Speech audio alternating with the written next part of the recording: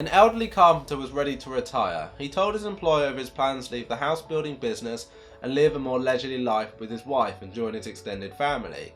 He would miss the pay, but he needed to retire. He would manage and get by. His employer was sorry to see his good worker go and asked if he could build just one more house as a personal favour. The carpenter said yes, but in time it was easy to see that his heart was not in his work. He resorted to shoddy workmanship and used inferior materials.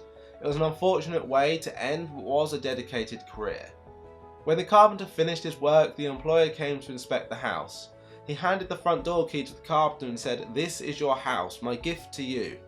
The carpenter was shocked. If he had only known he was building his own house, he would have done it all so differently.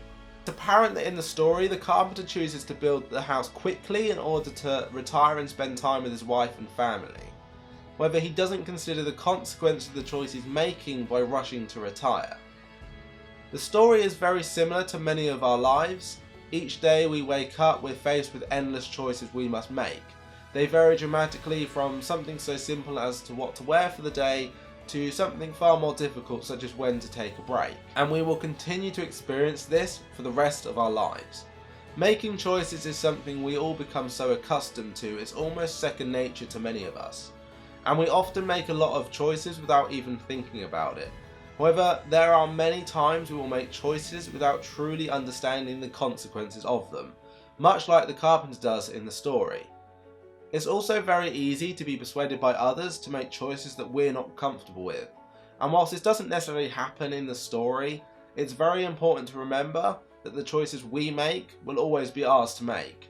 If someone begins to pressure you into making a choice you're not happy with, just remember that you'll be the one who must face up to the reality of the choice you made. And you don't have to follow the crowd if the choices they're making are not the same as the ones you want to make. It doesn't mean to say their choices are bad or wrong, it simply means you want to choose a different direction, and that's okay. The choices we make in our life can affect us for the rest of our life, and sometimes we may make a bad choice without even realising it until afterwards. It doesn't mean it's too late and we should give up all hope, it just means we may have to work a little bit harder to rectify the bad choice we made. And I'm not suggesting that we spend hours upon hours thinking in depth about every single choice we make. We'd simply never get anywhere. What I do believe is that sometimes we do need to take a step back, breathe, and truly think about the choices we have in some situations. It's better to take your time than to make a choice and later regret it.